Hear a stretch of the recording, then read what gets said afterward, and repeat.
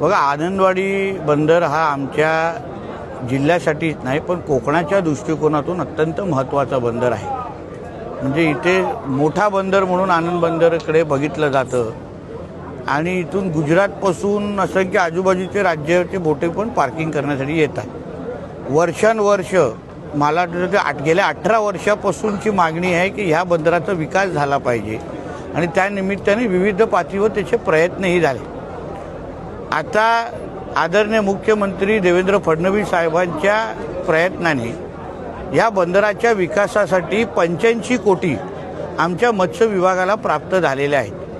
आता ह्या 85 कोटी आम्ही मच्छीमारांसाठी त्यांच्या विकासासाठी ह्या बंदरामध्ये खर्च करणार आहोत.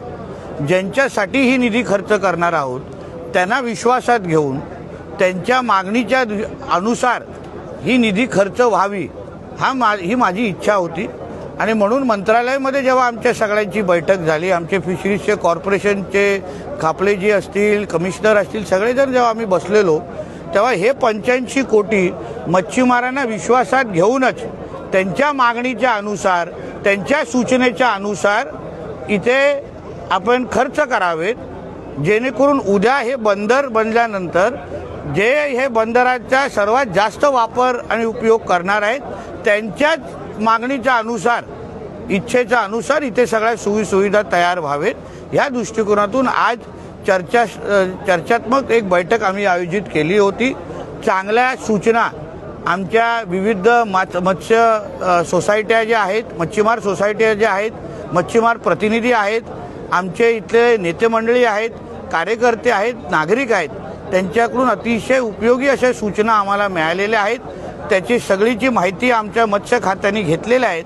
आत्ता बंदराचं काम सुरू करत असताना त्यांच्या मागणीच्या अनुसारच इथे विविध कामं पूर्ण केली जातात.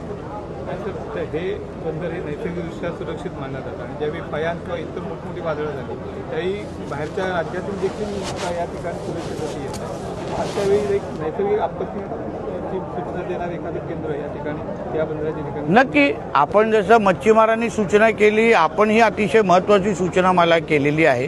त्याची नोंद माझ्या मत्स्य खात्याने घेतलेली आहे.